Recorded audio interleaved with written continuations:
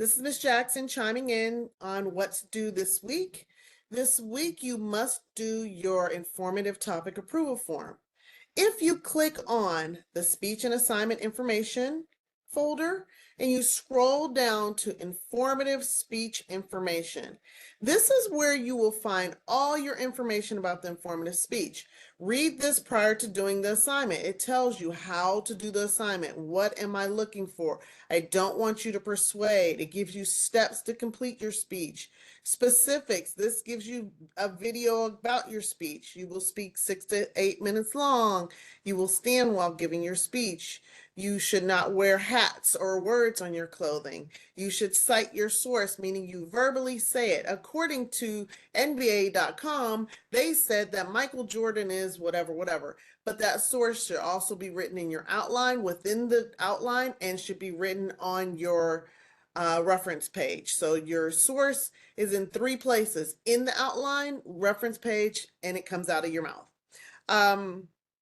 So please read this. Here's your speech evaluation form. This is what I'm going to grade you on. So you can download this and take a look at it and see what are the competencies I'm looking for. Is your language clear? How did you organize? Do you have your transitions? You should have 5 transitions. In a extemporaneous speech. Oh wow, I got out of that. I'm sorry. In an extemporaneous speech, you need an intro, a body, and a conclusion. Within your intro, you have an attention getter, a specific purpose statement, a credibility, and you preview. You need to have 5 transitions. So next, we will start talking about, and then in conclusion, you will reiterate your main points. You will restate your main points of your speech. Today, I talked about boom, boom, boom, and boom. And then you'll have a closing statement. With informative, you will not ask the audience to do anything. You can say, now you know a little bit more about colon cancer, right? And that's how your speech goes. You also need PowerPoints that go with your speech. So in this folder, you will see, I'll show you that in a second. So you have how to complete the assignment. You will click here to submit your topic approval form. Topic approval forms are due on the 21st. When you click this, you have a form. It asks you your name, your email, what's your topic, what's your specific purpose, like what is the speech about? My specific purpose is to inform the audience about colon cancer. Why is this appropriate? What's your pattern organization? Like I said before, see chapter 10, your 2 to 5 main points. And then you submit it and I will reply. Some people have already submitted their topic of approval forms and I've already replied to them. You also have to complete your audience analysis.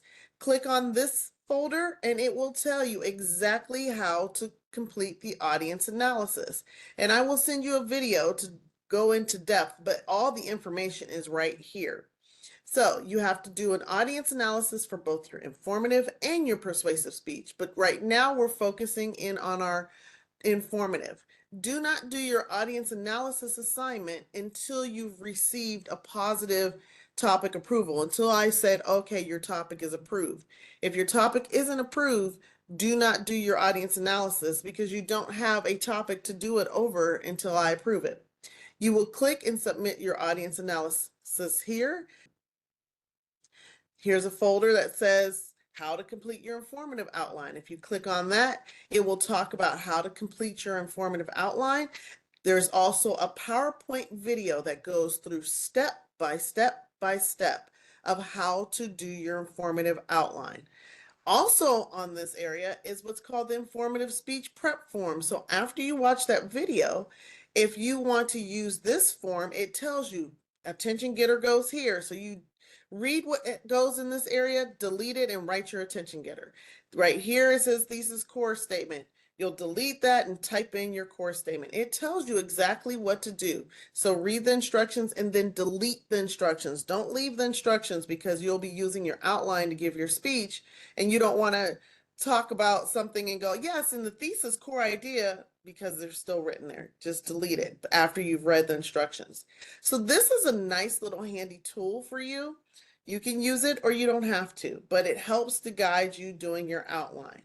We also have in this area outline samples. So if you want to see some informative outline samples, you scroll through and there's two different no, there's only one. There's one sample here and it shows you where their transitions are, where the sources are, the elements of the intro with the uh, attention getter, specific purpose statement, credibility, and preview. So you can use this as a guide as well. So you have three things. You can use the samples, you can use the prep form, and I strongly recommend everyone watching this video. So that's your informative outline. You will do your informative speech by clicking this red button here. Now, a couple things about your informative speech. You may not start and stop. You may not edit it because when you're giving a speech in public, you can't go, okay, hold on, act like you didn't see this. I'm going to delete that part. Here we go. No, it has to be one cohesive speech. If I see starting and stopping and editing, you will be greatly deducted for that. But you can record your informative speech a couple of times, but I strongly suggest practicing on your own first and then doing your recording. But you can record, delete, and record again as many times as you'd like. But I don't suggest you doing it over and over and over again. I will grade the last submission or whatever submission I see, that's the one that's last there is what you'll be graded on. I will tell you a little bit more about the peer assessment assignment. That's not what should be within your purview right now. Right here is information on how to record your speech and post and sync your PowerPoints to your speech. Please watch this video. This is a tutorial because I saw in the introductions a lot of people walking back and forth to their computer to change their slides. You can do your entire speech, upload your slides, and you time them to the parts that you want them to be seen within your speech. This can be done after you've stood there and recorded your entire speech. I would like you all to do that. I don't want anyone walking back and forth in order to put their PowerPoints on. So here's tutorials of how to do a recording and all that. And here's something for how to put your slides. So take time out to watch those so that you can make sure that you're doing it correctly.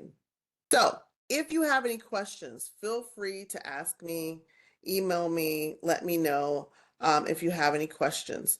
Also, you should be working on your pre-quizzes. Those are due. So get those pre-quizzes done. I'm just scrolling through to just see what's here. Also, make sure you are, after you read a chapter, you do the post quizzes. Remember, the pre-quizzes are just information. It's just information to let me know what you know before you begin reading. You can find all that information within your syllabus and your important due date sheet and your reading schedule. Make sure you're following along with that. Please let me know if you have any questions or comments. Remember, your speech information is in this folder right here.